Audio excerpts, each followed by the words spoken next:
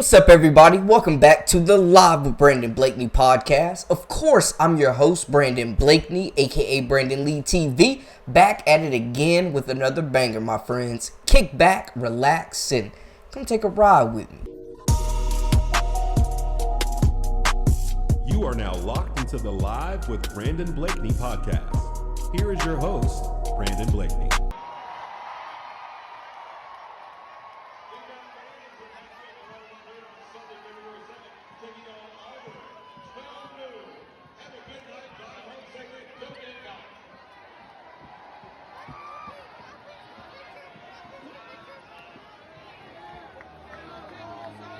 Them Gamecocks, South Carolina fans been screaming it all week. They was going to beat LSU by double digits and shut down that big three.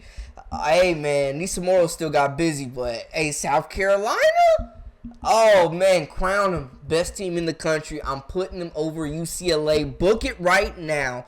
They are the best team in the country. Nobody's been battle-tested. Nobody's dominated the competition. Nobody is as deep as this team. Nobody is as well coached as this team. South Carolina is the best team in the country, pound for pound, head to toe. You heard it here. They are the best team in the country. Nobody is messing with the Gamecocks right now.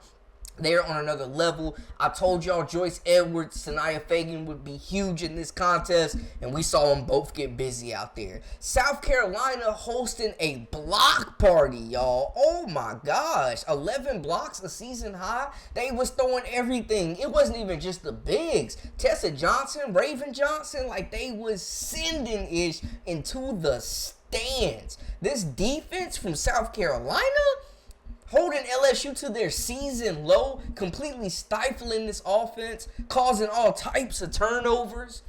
I mean, it was a defensive masterclass in the second half. They played LSU perfectly. This started off as it looking like it was going to be a shootout in the first quarter, and then things slowed down. It was sloppy for both teams at times. It was a defensive battle. If you were expecting a high-octane offense to be on display for either side, you may have been a little disappointed. It was a little lackluster on the offensive side. Defense, it was masterclass.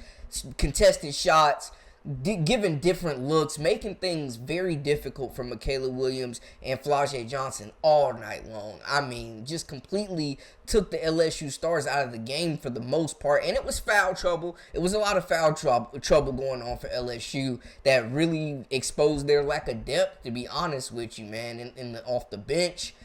Other than Caitlin Gilbert, not a whole lot of star power right there, man. Not a lot of players that are proving that they are ready to step in and contribute right now. So South Carolina took the win 66-56. They tied both hitting 23 field goals. LSU won the three-point battle, which is something that we said they had to do. The free throws and the turnovers, though, were extremely beneficial for South Carolina and disastrous for LSU. Like 17 turnovers, as well as only getting 9 free throw attempts compared to South Carolina's 26 free throw attempts. This was the difference. LSU out-rebounded them, which was honestly shocking to me. Shout out Anissa Morrow with 16. Shout out Samaya Smith with 7. Like, the rebounding that was the best rebounding game Samaya Smith's probably had all season. Like, LSU rebounded as a team tonight. Like, salute to them for winning that battle on the glass. I gotta give props where it's due. That was surprising. But turnovers have plagued this team all year. 17 turnovers compared to 10 assists.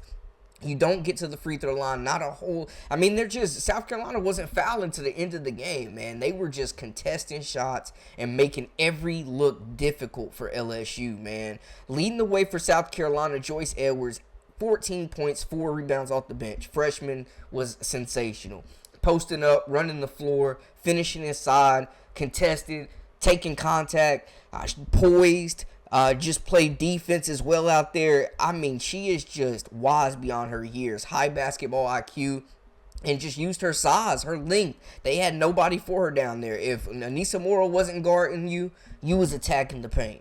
And they had no answer for Joyce Edwards in that length. Sanaya Fagan, 12 points, 3 assists, 7 rebounds, had some blocks as well. Her and Joyce Edwards were the absolute difference. They were the focal point in this offense. The guards did an incredible job for South Carolina, getting those entry passes into the post. And, hey, man, the bigs went to work. Chloe Kitts, 7 points, 7 rebounds. Raven Johnson, 5 points, 3 assists, 3 rebounds. Some incredible defense from her, as well as Tessa Johnson, who had 9 points, 3 assists, 3 rebounds off the bench. Quiet night for Tina Powell, but you got to just salute Breezy Hall, Tina Powell, Raven Johnson, Tessa Johnson, Malaysia Fulwali, 8 points off the bench. Like, the defensive job they did on the perimeter scoring threats of LSU, it was a masterclass defensive effort, and they really did a good job of guarding the paint, blocking all types of shots, man. I mean, they were sending shots. It was crazy. It was just defense, man. For LSU, Anissa Morrow played big. 15 points, 16 rebounds, man. She missed some bunnies, but she was swarmed all night. Michaela Williams had 13, and Flau'jae Johnson had 13. All three players held below their season average, man. It was a tough night shooting for LSU, man. They shot 29.9% from the field. Way more shot attempts, 77 shot attempts. They could not buy a bucket. They went on a drought for like 4 minutes without scoring a bucket. It was tough sledding for them. Like, it was bad. It was tough getting good shots. South Carolina shrunk the court on them and made things difficult. They still were in this game late, but I mean, Kaylin Gilbert, 2 points, Jersey Wolfenbarger, 3 rebounds, not contributing much. Last Terapoa laid an egg. Miracle Shepherd didn't really see the floor like that. Cheyenne Day Wilson was okay in this game, man. Like, she was strong with the basketball, but, you know, the turnovers definitely plagued all the guards. She's not exempt for that, but 6 points, 5 assists for her. It was just, they made them work for every basket, and it was exhausting. It was exhausting. You look at Anissa Morrow played 38 minutes, fouled out. Michaela Williams, 37 minutes. Flau'jae Johnson, 33 minutes. Cheyenne Day Wilson, 34 minutes. Like, these starters played major minutes, and the foul trouble definitely got them in trouble, in my opinion. The foul trouble, the turnovers, and the free throws were the downfall for LSU. They have not beaten South Carolina in quite some time, especially in South Carolina. I mean, Gamecocks fans called it.